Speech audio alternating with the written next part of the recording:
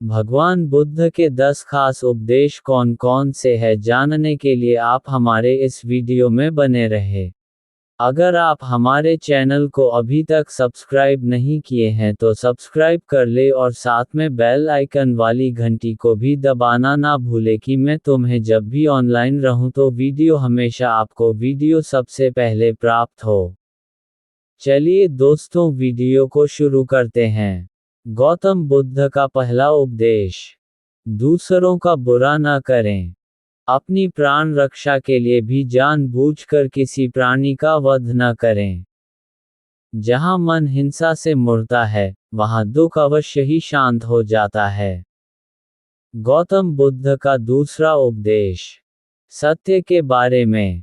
3 चीजें ज्यादा देर तक छुपी नहीं रह सकती, वे हैं सूर्य, चंद्रमा और सत्य।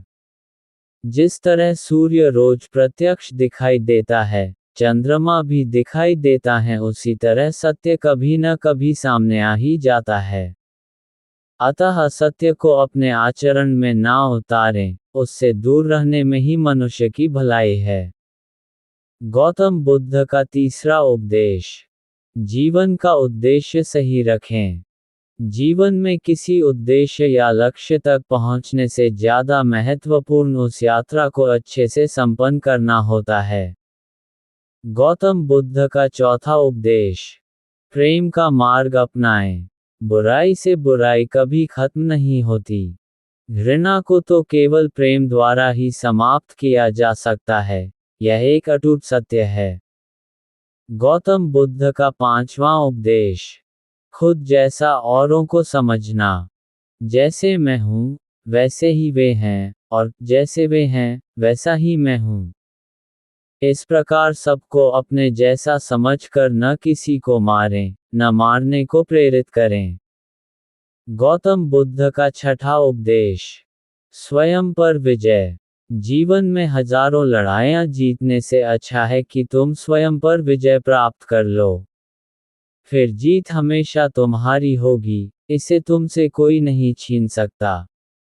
गौतम बुद्ध का सातवां उपदेश, दूसरों को सुख दें। मनुष्य यह विचार किया करता है कि मुझे जीने की इच्छा है, मरने की नहीं, सुख की इच्छा है, दुख की नहीं।